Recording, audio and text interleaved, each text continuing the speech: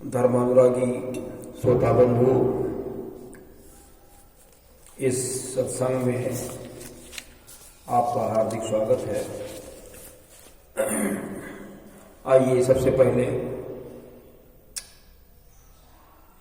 हम गुरु वंदना करते हैं। ओम गुरुर्ब्रह्मा गुरुर्विष्णु गुरुरेव महेश्वरा गुरुरेव परब्रह्म तस्मै श्री गुरवे नमः। अखंड मंडलाकारं व्याप्तं येन चराचरं तत्पदं दर्शितं येन तस्मै श्री गुरवे नमः। मातृवत लालयित्री च पितृवत मार्गदर्शिका नमो अस्तु गुरुसत्तायै श्रद्धा प्रज्ञायुता चया। ओम श्री गुरवे नमः। भगवान श्री कृष्ण जी का ध्यान करें। ओम वसुदेव सुतं देवं कंसचाणूरमर्दनं देवकी परमानंदं कृष्णं वंदे जगद्गुरुम्। सद्बुद्धि की देवी गायत्री का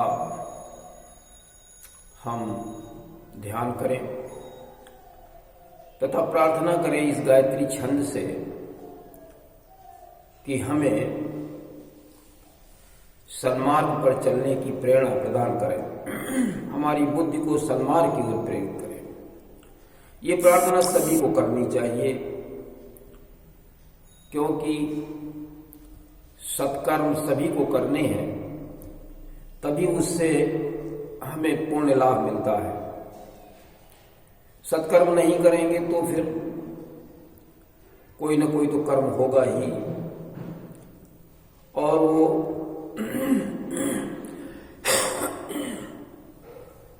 हमारे लिए हानिकारक हो सकता है। तो इसलिए हमें इस गायत्री छंद से प्रार्थना करनी चाहिए उस परमपिता परमात्मा से, आदित्य रूप, प्रकाश रूप, विराट पुरुष के रूप में जो हमारा परमात्मा है, जिसने सृष्टि की संरचना की है, जो सृष्टि का संचालन करता है, उससे प्रार्थना करें कि हमारी बुद्धि को सन्मार्ग की ओर प्रेरित करें। ओम भूर्भुवः स्वः तत्सवितुर्वरेण्यं भर्गो देवस्य धीमहि धियो यो नः प्रचोदयात्। बोलिए वेद माता गायत्री की जय। त्रयंबकम जी से प्रार्थना करें कि हम निरोग रहे, कोई रोग न लगे, जो बीमारियां हैं ये हमको न व्याप्त हों। त्रयंबकम जी से सभी लोग प्रार्थना करें। ओम त्र्यंबकम यजामहि सुगंधिं पुष्टिवर्धनम् उर्वारुकमिव बंधनान् मृत्योर्मुक्षीयमामृतात्। श्रोता बंधुओं, पिछले प्रवचन में हमने बताया था कि सभी का यह प्रयास है कि भगवान राम वनवास से वापस चले। अगर किसी कारण से नहीं भी जा सकते हैं तो लक्ष्मण अवश्य चलें, क्योंकि भरत जी का प्रेम राम से बहुत अधिक है। इनके जीवन को खतरा भी हो सकता है। ये सब बातें कौशल्या जी ने सुनैना जी से कही और उनसे निवेदन किया कि जनक द्वारा ये बात राम तक पहुंचाए, जिससे कि जो स्थिति है उसमें परिवर्तन हो सके। ये सब देख करके देवता लोग परेशान हैं कि कहीं ऐसा न हो कि बना बनाया खेल सब बिगड़ जाए। किसी तरीके से तो वनवास हम दिला पाए। और राम बहुत संकोची प्रकृति के हैं, प्रेम के बस में हैं। कहीं ऐसा न हो उस प्रेम के बस में वापस चल दें। तो देवता लोग क्या कहते हैं अपने साथियों से, यद्यपि बृहस्पति जी ने मना किया कि ऐसा होना बहुत मुश्किल है, तो लेकिन फिर भी देवराज इंद्र परेशान है। क्या कहते हैं देवराज, राम स्नेह सकोच बस औकाश सोच सुरराज, रचहु प्रपंच पंच मिल नाहित भयउ अकाज। सारे पंच लोग कोई ऐसा माया जाल रचो, नहीं तो सब व्यवस्था बिगड़ने वाली है।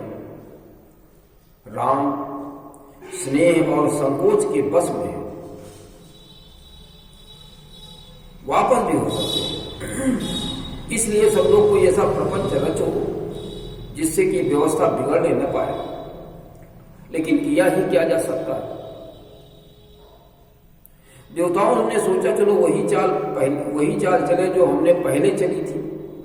सरस्वती जी को बुला करके और मंथरा का मस्तिष्क फेर दिया और उसने कैकेयी को समझा दिया, तो 14 वर्ष का वनवास हो गया। उसी प्रकार से इस प्रकार भी व्यवस्था कर दी जाए, सरस्वती जी को बुलाया जाए और कहा जाए कि भाई अब की और मदद हमारी करो और भारत को भ्रम में डाल दो, इनकी बुद्धि को फेर दो, तो ये व्यवस्था बन सकती है। जैसे भरत की बुद्धि का मतलब भरत राम से कुछ कहे ना, वहां जाकर के प्रणाम करें और कहें जैसी आज्ञा हो दीजिए, हम वापस जाते हैं, आप रहिए बन में। इस प्रकार का भ्रम पैदा कर दीजिए भारत के हृदय में। तो देवताओं ने सोचा बात तो बढ़िया है, सरस्वती जी का आवाहन किया जाए, उनकी खूब प्रशंसा की जाए, शायद काम बन जाए। देवताओं ने ऐसा ही किया। तुलसीदास जी ने लिखा, सुरन सुमिर शारदा सराही, देव देव देव शरणागत पाही। सरस्वती जी का आवाहन किया, सुमिरन किया, आवाहन किया और उनकी बड़ी प्रशंसा की। आपने बहुत अच्छा काम किया, इस तरीके से खूब सराहा। और उन्होंने कहा कि देवता आपके शरणागत हैं, देवता आपकी शरण में है, इनकी रक्षा करो, आपके अलावा और कोई कर नहीं सकता, आप हमारी सबकी रक्षा कीजिए।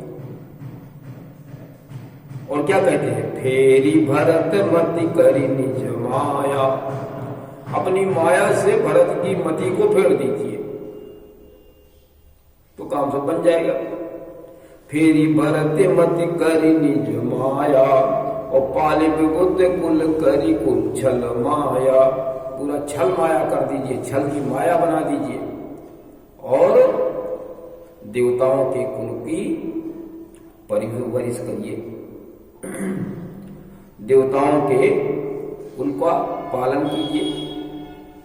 देवता यही चाहते हैं कि राम जंगल में रहे और राक्षसों को मारे।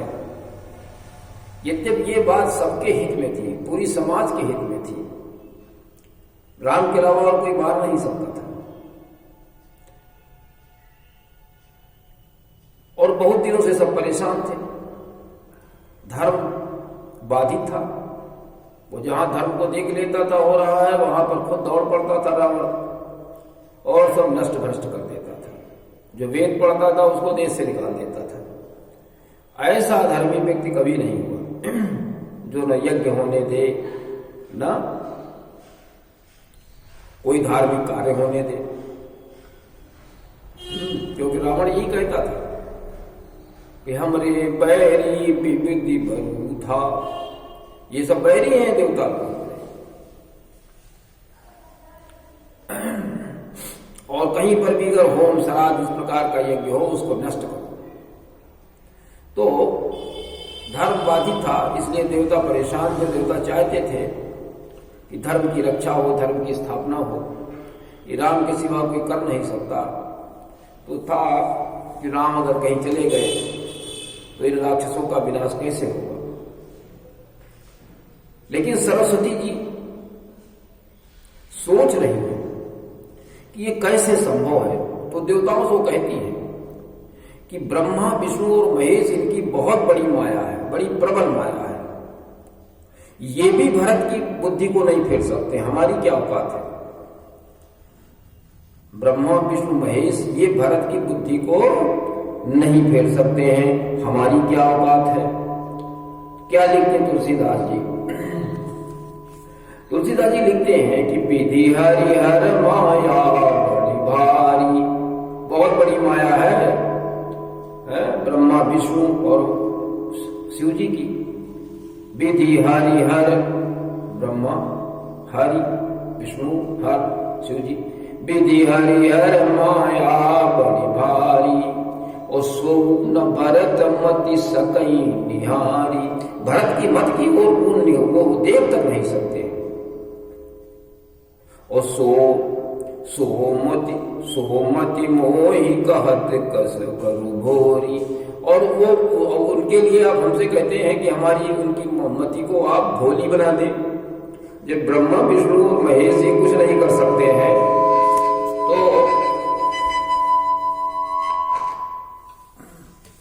तो मैं कैसे कर सकती हूं। हमसे कहते भोरी बना दीजिए। सोमति मोहि कहत करु भोरी, और चंदिनी करी की चंड करी चोरी। क्या चांदनी रात है ना, चांदनी रात प्रचंड किरण वाले सूर्य की क्या चोरी कर सकती है। चाहे इतनी बड़ी चांदनी रात हो जाए, दिन के प्रकाश के, सूर्य के प्रकाश को कुछ नहीं कर सकती, उसकी चोरी नहीं कर सकती। ऐसा नहीं हो सकता है कि दिन का प्रकाश फैला हो और चांदनी आए और उसको जो है समाप्त करके रात बना दे। ऐसा नहीं हो सकता। चंदिनी कर की चंड करी चोरी, ऐसा ही कुछ नहीं हो सकता। और फिर भरत के हृदय में राम और सीता का निवास है, और जहां इतना बड़ा प्रकाश हो वहां अंधेरा कैसे लाया जा सकता है। तो सरस्वती जी कहती हैं कि भरत हृदय सिय राम निवासु, तहाँ की तिमिरी जहां तरनी प्रकाश। जहां सूर्य का प्रकाश हो वहां अंधेरा कैसे लाया जा सकता है। यहां पर हम सब लोगों को भी एक सीख लेनी चाहिए कि हम प्रकाश रूप परमात्मा को अपने हृदय में लाएं तो कभी अंधकार नहीं हो सकता, कभी हमारे अंदर महामोह या माया हमारा कुछ कर नहीं सकती, अज्ञान कुछ कर नहीं सकता। लेकिन ये आता कैसे है? भगवान राम और सीता क्या अपने से उनके हृदय में पहुंच के क्या बैठे थे?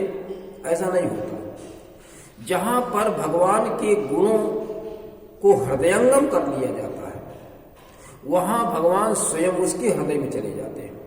भगवान के गुणों को अगर हम अपने हृदय में उतार लें तो भगवान स्वयं ही हमारे हृदय में आ जाते हैं। गुणवान के हृदय में भगवान अपने आप आ जाते हैं, क्योंकि भगवान गुणवान है। भगवान गुणों का पुंज होते, सद्गुणों का पुंज होते हैं। भव बारिधि मंदर सविधि सुंदर गुण मंदिर सुख पुंजा। भगवान गुणों के मंदिर होते और सुख का पुंज होते हैं।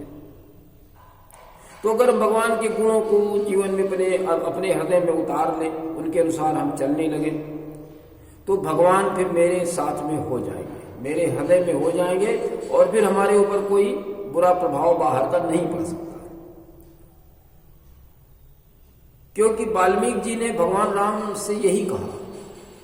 राम ने पूछा हम कहाँ रहें, तो उन्होंने यही कहा जिसके हृदय में आपके गुण बसते हो वहां रहिए। जिसके हृदय में आपके गुण बसते हो वहां रहिए।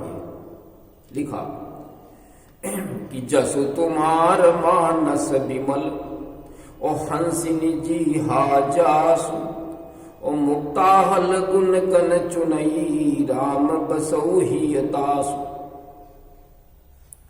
जस तुम्हारे गुण मान सरोवर जसु तुम्हार मानस विमल। विमल मान सरोवर के तुम्हारे गुण उसके हंस हैं।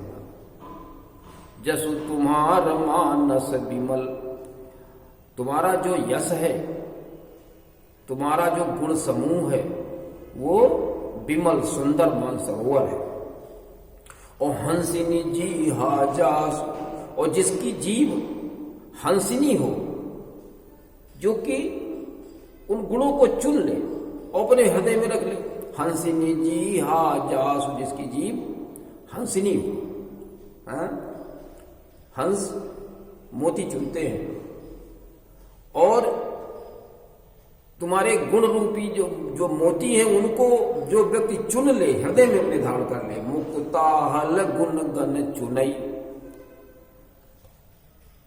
राम बसऊ ही यता, तुम्हारे गुण समूह को जो मोती के समान है उनको वो चुन ले और राम बसऊ ही यता, उसके हृदय में आप निवास करें।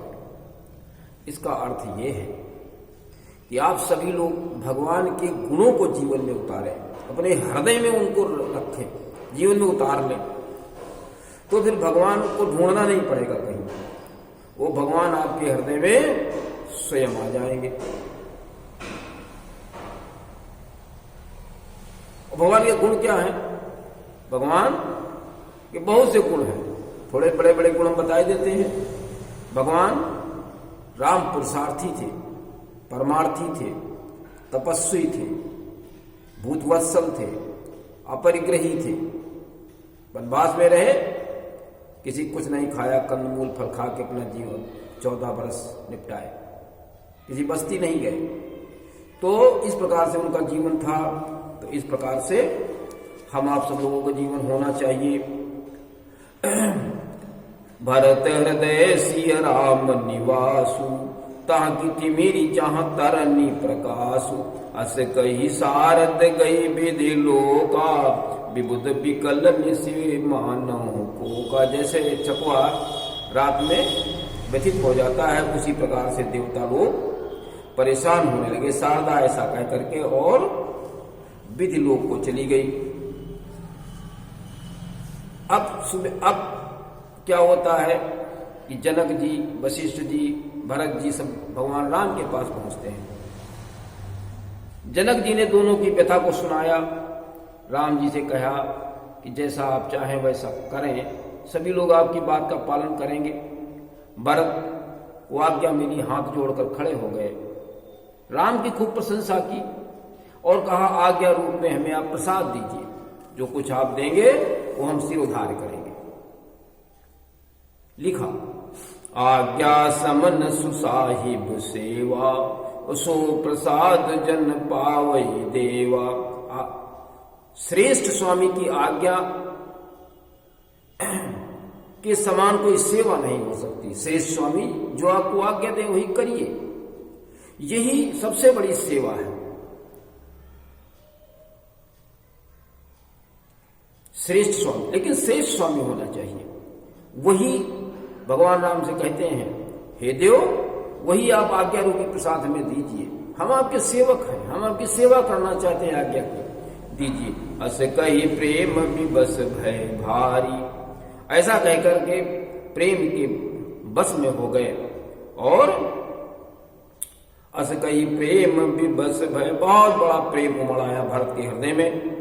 और पुलक शरीर विलोचन, और आंखों में आंसू आ गए, शरीर पुलकित होने लगा। प्रभु पद कमल गहे अकुलाई, समय स्नेह न सो कही जाए, और दौड़ करके उनके पैरों में गिर पड़े। उस समय जो स्नेह उमड़ा, उसका बखान नहीं किया जा। समय, उस समय स्नेह जो उमड़ा उसका कोई बखान नहीं कर सकता है। तो आज के प्रसंग में मुख्य बातें ये आ गई कि हम भगवान के गुणों को हृदय में धारण करें, उतारें, तो भगवान स्वयं ही हमारे हृदय के अंदर आ जाएंगे। अगर हम पूजा में ही लगे रहे, भगवान के गुणों को न उतारा, तो हमको लगता है बहुत मुश्किल है कि भगवान की कृपा आप लोगों को मिले। इसलिए भगवान के गुणों को अपने जीवन में उतारिए और उसके अनुसार चलिए, तभी सारे देवी देवता आपकी मदद करेंगे और अज्ञान रूपी अंधकार आपके जीवन में कभी नहीं आ सकता है। कोई आपकी बुद्धि को फेर नहीं सकता है। आप एक श्रेष्ठ व्यक्ति बन जाएंगे और अपने जीवन को सार्थक करने में समर्थ हो जाएंगे। तो आज के इस कार्यक्रम का यहीं पर समापन करते हैं। ओम शांति।